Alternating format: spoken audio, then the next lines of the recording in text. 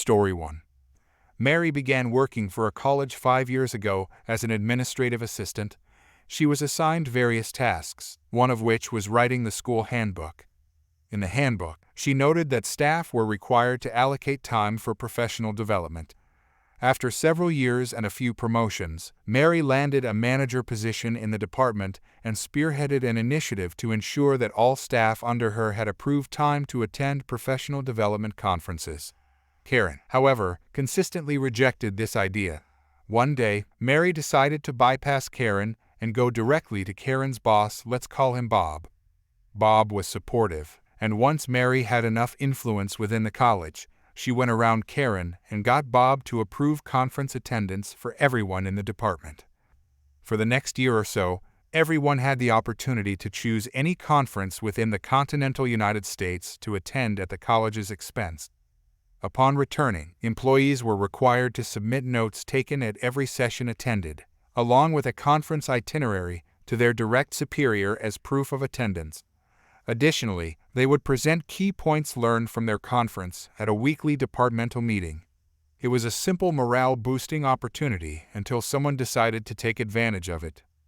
Karen had been bragging to other department directors, as well as to Mary, about swimming with dolphins during her recent conference trip.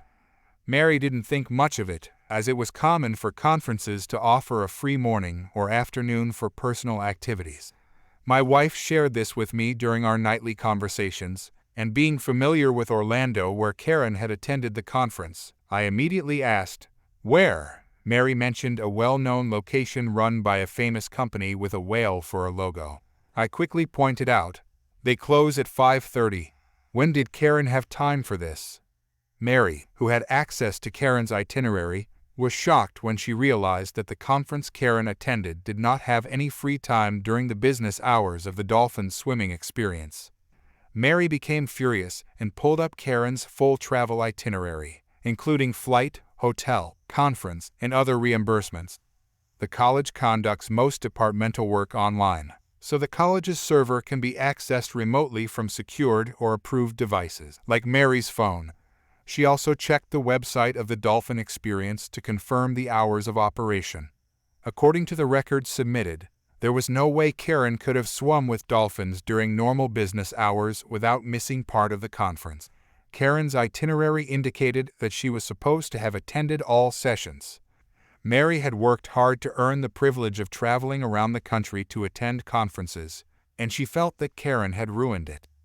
Mary eventually documented all of this, attaching the itinerary documents, photos of the encounter including images from other theme parks Karen had neglected to mention from social media, and the hours of operation. She sent everything to Bob. Mary texted me about an hour after she arrived at work the next day, saying Bob was furious. He was in the process of questioning everyone Karen had bragged to, trying to see if their stories matched up. A few days later, Karen was fired from the college for attending only one session of the 3-day conference, lying in her report, using company funds for travel, hotel, and food expenses while visiting theme parks, and for submitting a time card to get paid during all of this. Although Mary's involvement remained anonymous, Karen seemed to suspect Mary was responsible. Karen sent several rude and threatening texts to Mary until the college sent a cease and desist order.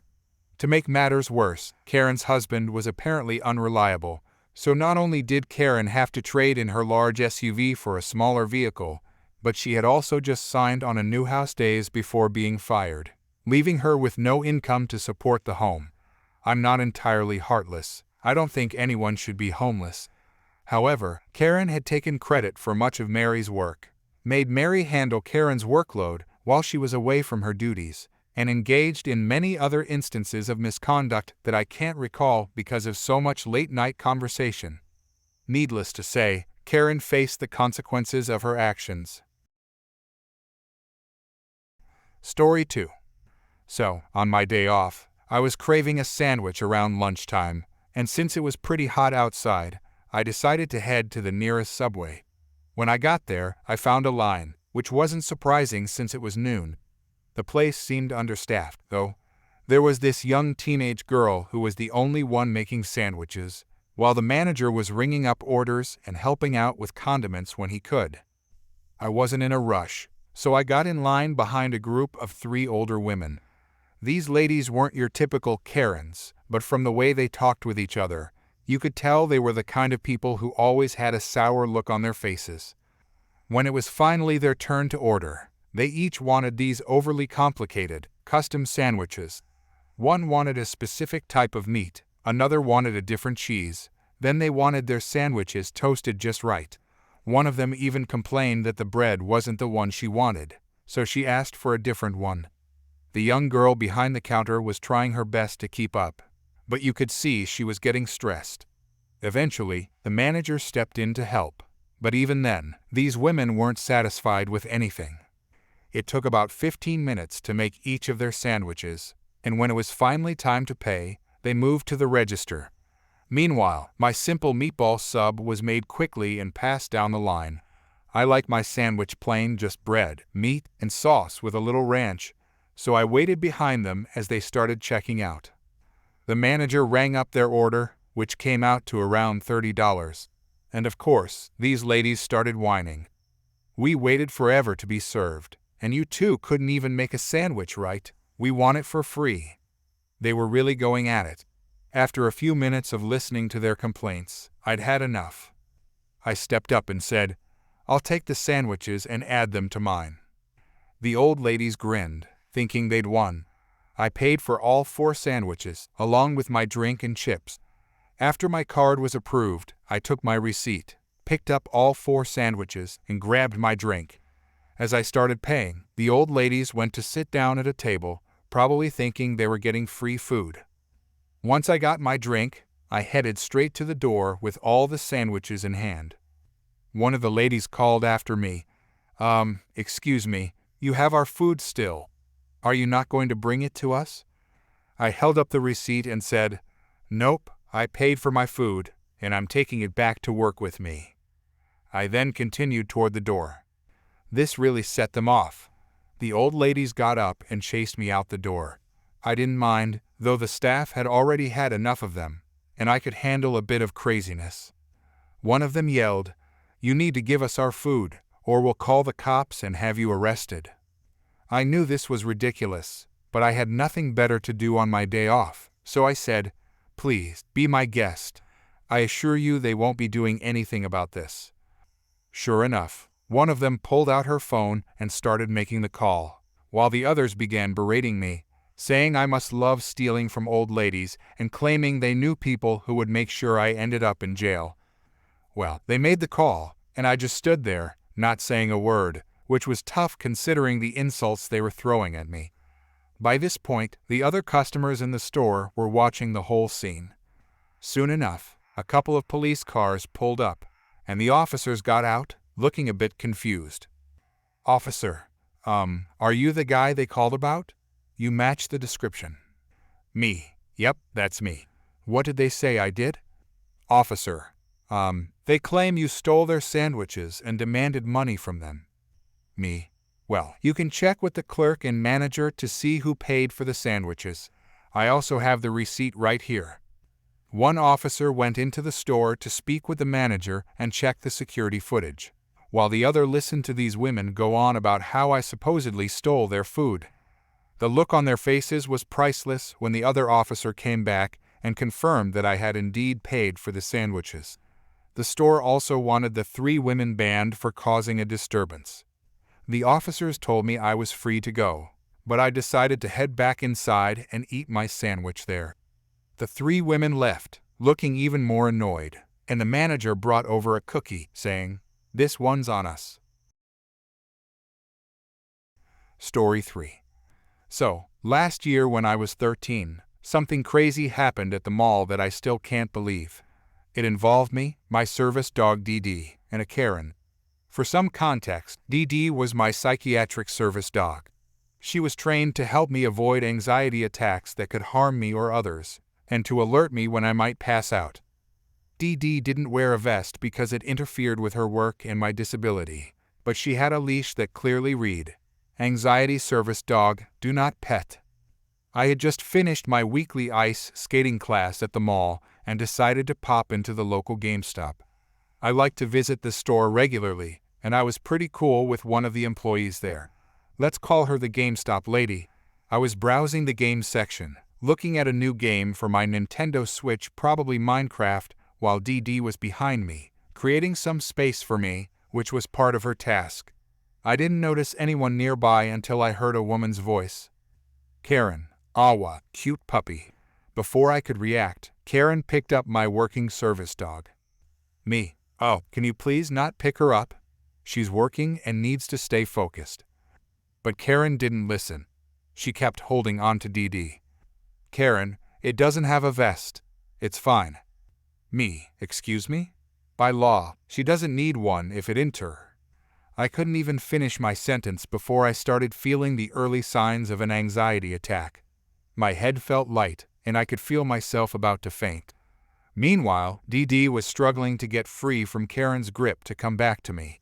That's when the GameStop lady stepped in.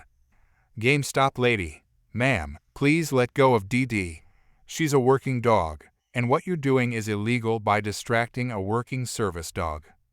The GameStop lady knew me and my dog by name because we had become friends over the past year. But Karen wasn't having any of it. Karen, no, this is my daughter's therapy dog. By the way, Karen was alone, there was no daughter in sight. At that point, everything went black for me because I fainted. What happened next was told to me later by the GameStop lady. Apparently, after I passed out, Karen dropped DD right on her face. Now, DD was small, a Chihuahua and Dachshund mix, and Karen was like 6 feet tall, maybe taller. Even after being dropped, DD didn't give up on me. She got up, rushed over to me, and started doing her job by licking my face and laying on my stomach to try and wake me up. But I wasn't waking up. The GameStop lady panicked and called 911 since I was unresponsive, and I had also hit my head on a glass display case when I fell. I woke up a little while later, surrounded by mall security and police officers. One of the officers was actually cuffing Karen right there in the store. I later found out that Karen was being arrested for a whole list of charges: assault, animal cruelty, attempted robbery because she had claimed DD was her daughter's dog, distracting a service dog, and even attempted murder, though I'm not entirely sure about all the legal details. The good news is that DD was okay, and so was I, eventually. We didn't end up pressing any charges or anything, mostly because we didn't have the time or money to deal with it. But please, if you ever see a service dog, don't distract them. The handler depends on that dog to keep them safe, and when you distract a service dog, you're putting both the dog and the handler at serious risk. Service dogs aren't just pets, they're medical equipment. So please, let them do their job and be the good puppers they are. Story 4. I work as a security guard for a hospital in a town we'll call Loserton, home of the Kenturtle Wild Canadians. It's a weird place, but I like my job. We're contracted out by our employer to work at the local hospitals. We have 3 shifts, 6 a.m. to 2 p.m., 2 p.m. to 10 p.m., and my shift, which is 10 p.m. to 6 a.m. During my shift, we often have homeless individuals coming in, pretending to be hurt just so they can sleep in a room. Normally, that's not a big deal, but because of the pandemic, the nursing staff isn't allowing it anymore.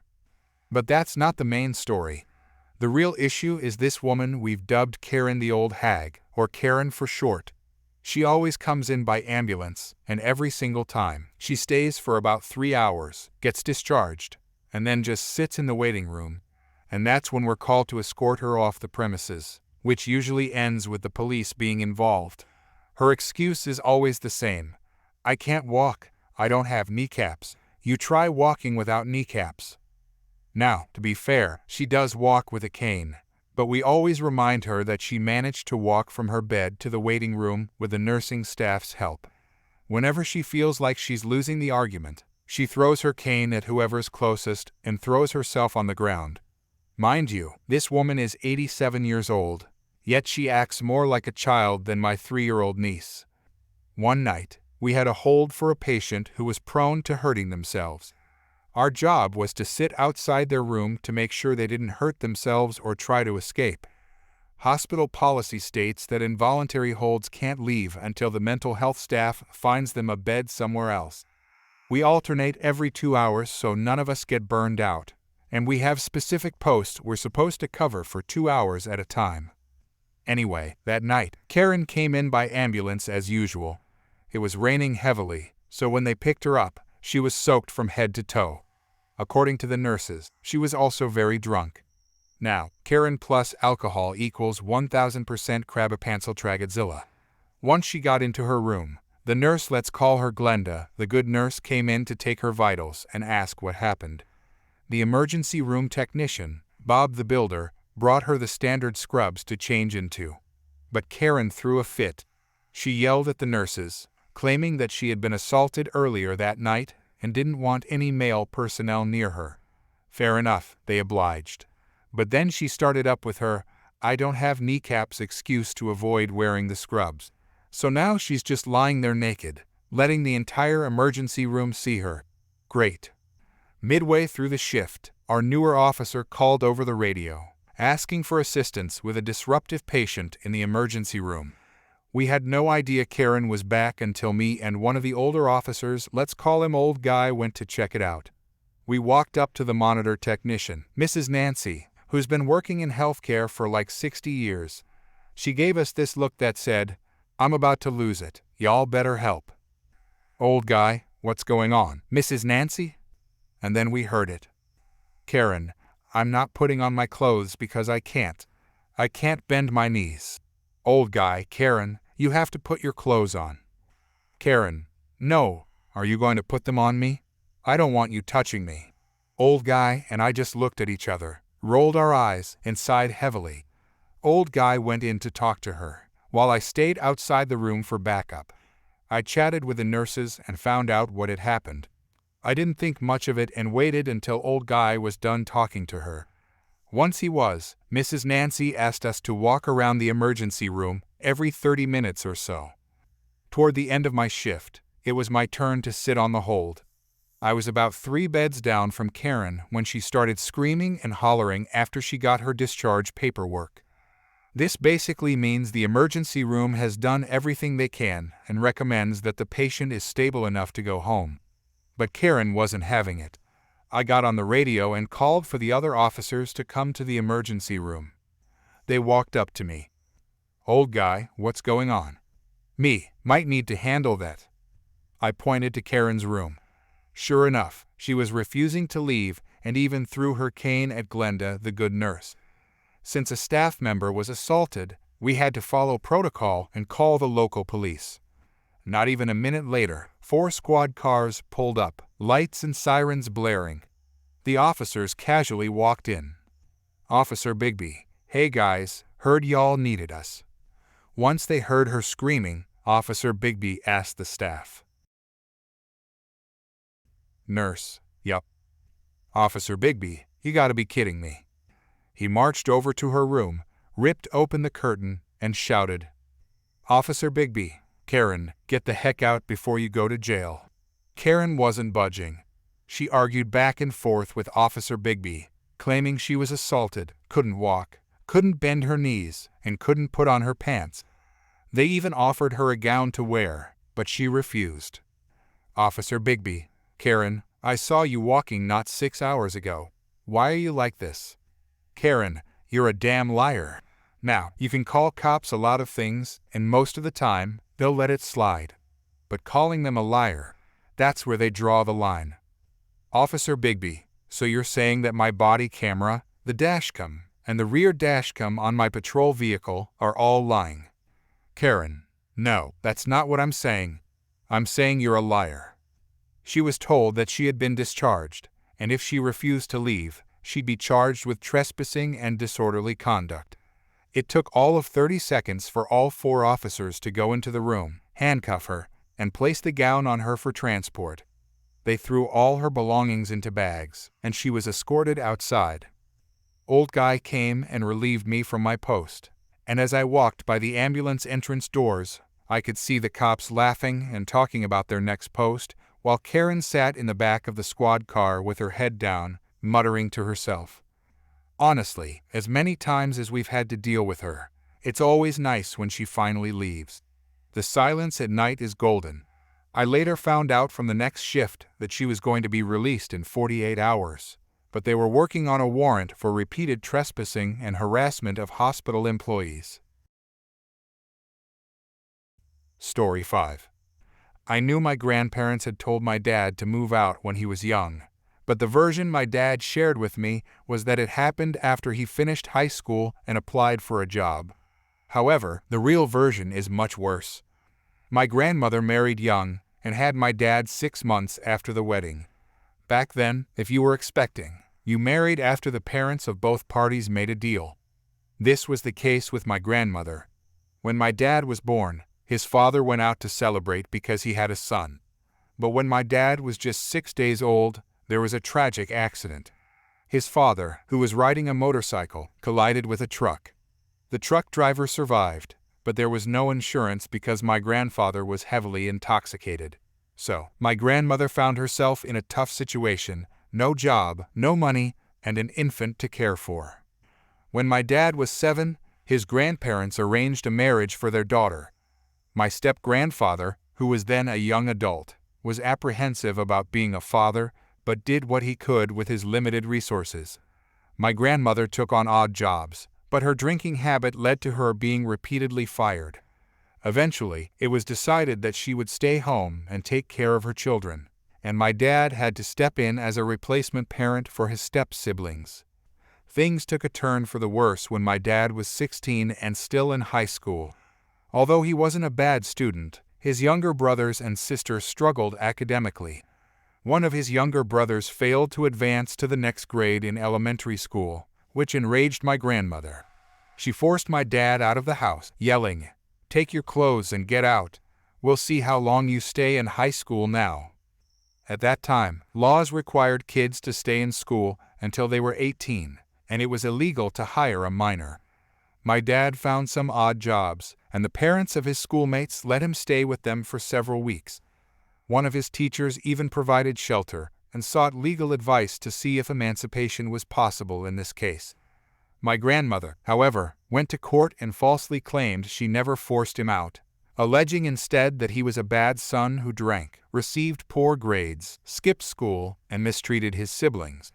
Despite the teacher presenting school records of my dad and his siblings, the court did not grant emancipation. Although the judge could have ordered my grandmother to take my dad back, he refused. My step-grandfather, however, promised to and did send money every month, proving to be a better parent than my grandmother. My dad eventually finished high school, and although there was talk about attending university, he opted to get a job. He found a place to stay, met my mom, and after their wedding, they initially lived with my grandparents. However, my parents eventually moved out when strangers began arriving at their home, demanding payment for debts incurred by my drinking relatives. Several years of no contact passed, and my stepfather passed away. My grandmother inherited a flat they owned, free of any mortgage. She also didn't have retirement money since she rarely worked, but according to the law, she received 80% of her husband's retirement benefits. Everything seemed secure for her. She contacted my dad once to tell him he would never get that flat or his stepfather's money, as if to spite him. Years later, a clerk from a hospital called. My grandmother had untreated diabetes and continued drinking. Although she had money for alcohol, she neglected to pay for utilities and rent. Ignoring many notifications, she eventually accumulated so much debt that it exceeded the value of her flat, leading her to lose it. Her good children had money for alcohol, but not for their mother's needs. Her only daughter, who was married, wanted to take out a loan to bail my grandmother out and secure the flat for her own children. But my grandmother refused to sign the necessary paperwork. Instead, she demanded money directly, promising to pay her debts herself. So, my uncle blocked the transaction, not wanting to hand over money that might just end up being wasted. After losing the flat, my grandmother was taken in by some friends. However, she continued to badmouth my dad, as well as her daughter and son-in-law. Eventually, her true character was revealed to one friend, who then passed her on to another person, and this cycle continued.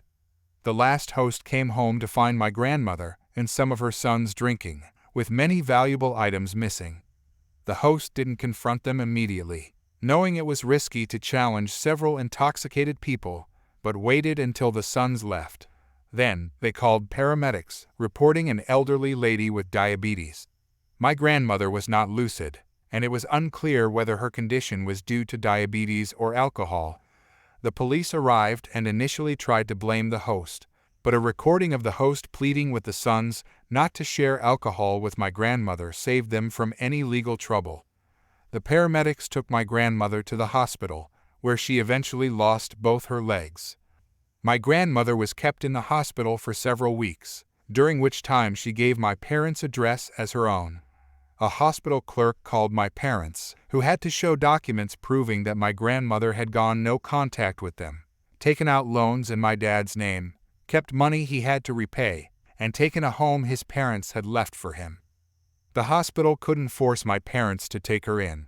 In fact, my dad wanted to, but my mom asked, "What will you do when your mom invites your brothers over, and one of them is so drunk that he harms me or our daughter me?" None of the good sons took her in. The hospital staff tried to place her in a home for the elderly, but that didn't work out because the facility had a strict no alcohol rule, which my grandmother disregarded. She invited her sons over, they brought alcohol, and some items went missing from various rooms, as expected. Eventually, her daughter took her in, and they moved to another place, officially to live with the parents of her son-in-law. However, the real reason was to distance themselves from the stepbrothers, who lived 180 kilometers away in our city. These stepbrothers had no jobs and received some financial assistance from Adult Protective Services, which they promptly spent on alcohol. They never visited as promised, leaving the responsibility entirely on my aunt and uncle. My parents visited a few times and left some money with my uncle, who used it for groceries, medical supplies, or to hire a nurse. He told them that if the money were given directly to my grandmother, she would just drink it away. My grandmother eventually passed away and was buried locally. All her good sons attended her funeral, where a huge quarrel erupted. They demanded money from my parents, aunt, and uncle, accusing them of getting rich off their mother's pension. However, no amount of explanation about the funds being spent on nurses and medical equipment convinced them otherwise. And this is the uncensored story of how one person wasted her life. Story 6. A few years ago, when I was 19, I used to work at a sandwich shop, the one named after a type of public transportation in my hometown. One day, I was working a shift with my manager. The lunch rush had just ended, so she was in the back balancing the safe and washing dishes, while I was in the front cleaning up and getting things in order. As I was wiping down the counter, I noticed a woman approaching the store. I quickly made my way behind the sandwich line and washed my hands, getting ready to help her. She walked in with her phone pressed to her ear, which already put me on edge. Customers who refuse to get off their phones while ordering are always a challenge. I greeted her with a smile and asked, "What can I get for you today?" She responded curtly, "Turkey sandwich," and then turned back to her phone conversation. Throughout the ordering process, she kept making snarky comments about my job. "Karen, just make the sandwich. How hard can that be? I swear, you're all so stupid. It's hard to believe you even have jobs." I was irritated but kept smiling, though it wasn't reaching my eyes anymore. I asked her what dressing she wanted, and she snapped. "Karen, mustard." I asked her if she wanted regular, spicy, or honey mustard, and she barked back. "Karen, stop asking stupid questions." So I put regular mustard on it, hoping she would just leave after getting her sandwich. But, of course, that didn't happen. After she finished about 2/3 of her sandwich, she came stomping back to the register, slammed what was left of it on the counter, and started aggressively ringing the bell to get my attention. I set down the prep work I was doing, forced a smile, and walked back to the register. "Karen, "You're going to remake my sandwich for free because you put the wrong mustard on it. I asked for honey mustard, and you did this on purpose to spite me." Before I could respond, my manager, who had heard everything from the back, stepped up behind me. She saw the woman had eaten most of the sandwich and firmly told her, "Manager, you seemed happy enough with the sandwich to eat most of it, so no, we won't be remaking it." The woman then picked up the sandwich and threw it at me. Luckily, it only hit my jeans and apron, but my manager wasn't having any of it. "Manager, you need to leave now, or I'm calling the cops." Karen kept arguing, insisting that her sandwich was ruined and that we had to remake it for her. My manager pushed me behind her and told me to go finish my prep work. I went to the back, but I could hear everything from just behind the wall. My manager pulled out her phone and called her boyfriend, who happened to be a cop. She started telling him how one of her employees had just been assaulted by a horrible customer. I had met him several times, and he was a great guy. Hearing that she was calling the police must have scared the woman off because she quickly left the store. We went back to our regular duties after that, but a few months later, I quit that job. One of my coworkers thought it would be funny to touch me with a hot cookie tray she had just pulled out of the oven, and that was the final straw for me. Fast forward to a couple of months ago. I was in the area and decided to stop by that same sandwich shop because I was craving one of their subs. When I walked in, I did a double take. The same woman, the one who had thrown the sandwich at me, was now working behind the counter. She recognized me too, and her face looked like a shocked Pikachu. We went through the motions of making my order, and when we got to the register, I gave her a big smile, popped a $5 bill into the tip cup, and said, "I hope you have a blessed day." Her face turned bright red, and she looked like she wanted to say something. But just then, my old assistant manager came out front. He recognized me and got excited, talking about his recent promotion and his wife. When the woman went into the back, my friends started laughing. "Assistant manager, I could hear the petty in your voice from the back. I had to come out and see the look on your face." Our old manager would have been proud. I found out that my old manager now has a good-paying job and married her cop boyfriend. I'm doing well too, and I no longer have to deal with customers at my current job. As much as I wanted to do something truly petty, I decided to take the high road. I've always been told to kill 'em with kindness, so I gave it a try, especially knowing how tough it can be to work in customer service. I didn't want to cause this woman the same level of stress and anxiety she had once caused me. Story 7. When I was promoted to a supervisor position in my department, I was thrilled, but also a little nervous. I had worked in that department for about 4 years before, but I hadn't been in it for the past 8 months. I think I got the job because I had a deep understanding of the products and the company. Most of the people on my new team knew me already, except for one recent hire. Let's call her Baby Karen. Baby Karen was around 23, always wore heavy makeup, and had this attitude of self-importance that matched her sharp haircut. From the moment I met her, I had a bad feeling, but I tried to push past it. Turns out, my instincts were spot on. On my first day, I was doing my usual supervisor tasks, listening to calls, making sure everything was running smoothly, and taking notes. Then it came time to review one of Baby Karen's calls. Not only was her tone somewhere between indifferent and slightly hostile, but the information she was giving out was completely wrong.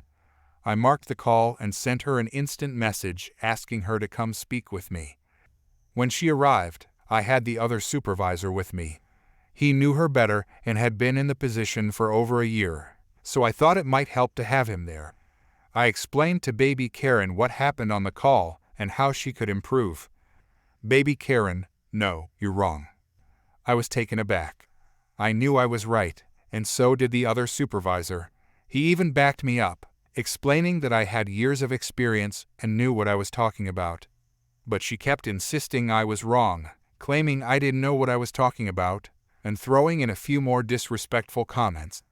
Mind you, this wasn't a write-up or anything disciplinary, just a simple, "Hey, we caught this, please don't do it again." After wasting half an hour arguing with me without any real evidence to support her claims, she finally went back to work. I had to call the customer back to correct the issue myself. For the next few days, baby Karen kept giving me attitude and shooting me dirty looks. But honestly, I didn't care. I wasn't there to be liked, just to do my job. Now, I'm sure you're wondering when the petty revenge comes into play. It all started the following week. One of my coworkers, who we'll call Red, came to my desk with some interesting information. Red worked in a department that tracked sales, account inquiries, and a few other things. She had run a report showing that baby Karen had recently made a purchase when a certain product went on sale through our company. The problem? Making personal purchases while on the clock was strictly forbidden, as it was considered a conflict of interest, given the potential for insider knowledge. This in itself could be a fireable offense, but it wasn't uncommon for employees to get a slap on the wrist for it, a final warning, and a stern, "Don't do it again." Still, I knew I needed to cover myself and do what was right, so I took the information to my manager. My manager, who was a decent guy, didn't waste any time. He used his manager powers to run a report on baby Karen's account, and that's when things got interesting.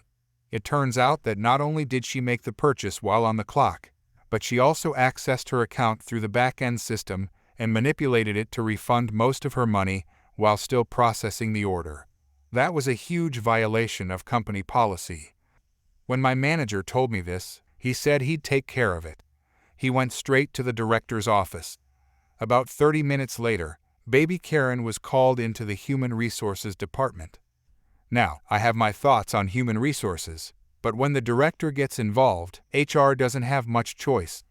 Baby Karen was terminated with cause. Word around the office was that she pitched a small fit, slamming doors and yelling that we'd be hearing from her lawyer on her way out. Either way, I spent the rest of the day smiling, knowing that there was one less problem to deal with.